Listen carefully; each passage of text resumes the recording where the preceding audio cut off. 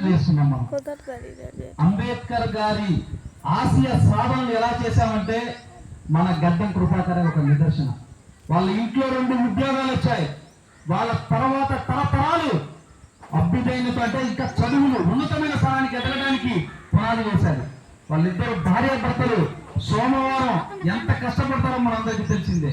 అటువంటి కుటుంబంలో 2 పిల్లలుంటే 2 పిల్లలు ఉద్యోగం సాధించారంటే అది అంబేద్కర్ గారి ఘనత అని ఈ సందర్భంగా మీ అందరికీ తెలియజేస్తున్నాను. ఆయననే మీరు ఉదాహరణగా తీసుకోవాలి.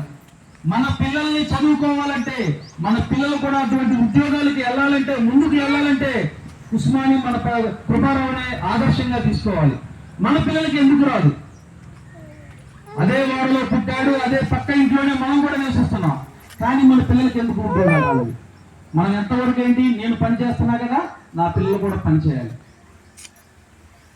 ఆ భావన కాదు. కృపాకరరావు ఒకటే మాట అనేవాడు, నేను కష్టపడ్డాను, ఎంత కష్టపడ్డా పర్లేదు, కానీ నా పిల్లలు మాత్రం కష్టపడడానికి వీల్లేదు. నా పిల్లలు ఏసీ రూమ్ లో ఉండాలి, నా పిల్లలు కారులో తిరగాలి అని వాళ్ళిద్దరు భార్యాభర్తలు ఆలోచించారు.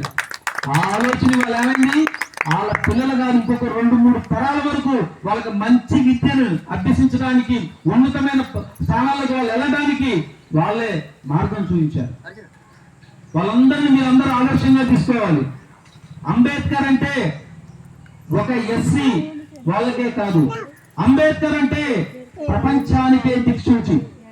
భారత రాజ్యాంగాన్ని నిర్మించి భారత రాజ్యాంగ వ్యవస్థను, పౌరుల హక్కులను మనకు ఇంకోటి తెలుసుకోవాల్సింది ఏంటంటే బిఆర్ అంబేద్కర్ గారు 32 డిగ్రీలు పూర్తి చేశారు. ఇట్స్ నాట్ ఏ జోక్ అది. 32 డిగ్రీలు అంటే ఆయనకి ఎంత సమయం వెచ్చించారు చూడండి, విద్యకే ఎక్కువసేపు. కాబట్టి మన పిల్లలు కూడా ఇప్పుడు మేము అనేది ఏంటంటే మన పిల్లలు కూడా విద్య కోసం చదువుకే ప్రాముఖ్యత ఇచ్చి వాళ్ళ పని టైంలో పని చేయించండి, కానీ చదువుకునే టైంలో మాత్రం వాళ్ళు డిస్టర్బ్ చేయొద్దు. 100% వాళ్ళు చదువుకునే అవకాశాన్ని వాళ్ళకి కల్పించి వాళ్ళ కృపారావు ఏ స్థానంలో ఉండడం, మనం కూడా అందరం కూడా అదే స్థానానికి మీ పిల్లల్ని తీసుకెళ్లాలని ఈ సందర్భంగా మీ అందరికీ తెలియజేస్తున్నాను. మరి ముఖ్యంగా డ్రగ్స్ పిల్లల్ని చూసి ఎప్పుడైనా సరే పిల్లల్ని మన పక్కన పడుకోబెట్టుకోవాలి. వారానికి 1 సార్లు 2 సార్లు 3 సార్లు. మీకు మనం లాస్ట్ టైం కూడా ఇదే చెప్తాం. పిల్లల నోట్లోని స్మెల్ చూడాలి మనం, వాళ్ళు ఎలా ఉన్నారు. జస్ట్ ఏంటంటే నా పిల్లోడికి కనుక మనం ఇలా చెప్తే వాడు బాధపడతాడు అనేది మనం చూసుకుంటే వాడి లైఫ్ మొత్తం స్పాయిల్ అయిపోతుంది. డ్రగ్స్కి అలవాటు పడ్డాడు కానీ బయటికి తీసుకురావాలంటే చాలా కష్టపడతాం.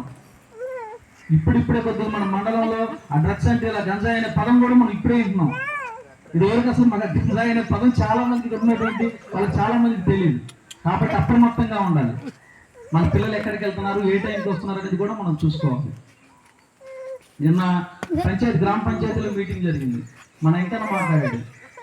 అసలు ఎలా అంటే వివరించి క్లారిటీకి చెప్పాడు. మేము ఏం చేసాం, ఇక్కడ బీసీ కాలనీలో పుట్టాం, మాకు రోడ్ లేదు, మాకు కరెంట్ లేదు అని ఆయన ప్రశ్నించబట్టే నేను వెంటనే జై గారికి ఫోన్ చేశాను. ఇప్పుడు 24 గంటల్లోనే కరెంట్కి మనకు వైర్లు ఏం తీసేస్తున్నారు, వర్క్ వస్తుంది. అంటే ప్రశ్నించే తత్వం కూడా మన నుంచి కావాలి. కాబట్టి ఇవన్నీ మహిళా మనల్ని చూశారు. అసలు ఎంత మగాళ్ళు ఎంతమంది ఉన్నారో లేడీస్ కూడా అంతమంది వచ్చారు. అంటే ఇది కూడా చూడండి, ఎవరి వల్ల వచ్చారు మీరు కూడా, ఆయన డాక్టర్ బిఆర్ అంబేద్కర్. మహిళలు కూడా రోడ్డు మీదకి రావచ్చు, 33% వాళ్ళకు కూడా రిజర్వేషన్ కల్పించినటువంటి నాయకుడు బిఆర్ అంబేద్కర్. ఆయన మహిళలు కూడా గుర్తించుకొని ఆయన అడుగుజాడల్లో నడవాలి. ఇప్పుడు నాకు 3 నిమిషాలు ఇచ్చారు కానీ కొద్దిగా ఇంట్రెస్ట్ అయిపోయింది, అందుకని లాస్ట్ మాట్లాడుతా అన్నాను అన్నయ్యతో కూడా. కాబట్టి ఇటువంటి ప్రోగ్రామ్స్ ఇప్పుడు బిఆర్ అంబేద్కర్ జయంతి కానీ ఏ కార్యక్రమం చేసినా మన ఎంత అందరూ కూడా ఒకటే ఒక తాటిపై నడిచి ఇలాంటి కార్యక్రమాలు చేయడం వల్ల అభివృద్ధితో పాటు మన అభ్యుదయం అంటే మీరు డిస్కషన్ చేసుకోవాలి. మన పిల్లలు చదవాలని ఇప్పుడు ఎంప్లాయీస్ ఉన్నారు, వాళ్ళందరి దగ్గర కూర్చోబెట్టి ఎలా చదువుకున్నాము అనేది కూడా మీరు తెలుసుకోవాలి. ఇక్కడ ఉన్నటువంటి యువతకు కూడా నేను చెప్పేది ఏంటంటే అదే, ఒక్కొక్క వారానికో నెలకో 1 రోజు ఇట్లా మాటలాగా మీటింగ్ మీ పిల్లలతో కూడా పెట్టండి. ఇలా జాబ్ వచ్చిన వాళ్ళు మీకు ఎలా వచ్చింది, జాబ్ ఎలా కష్టపడి చదివారు అనేది 100% మీ తర్వాత మంచి భవిష్యత్తు ఇస్తారని నాకు అవకాశం కల్పించిన అందరికీ పేరు పేరున ధన్యవాదాలు తెలియజేస్తున్నాను. Thank you.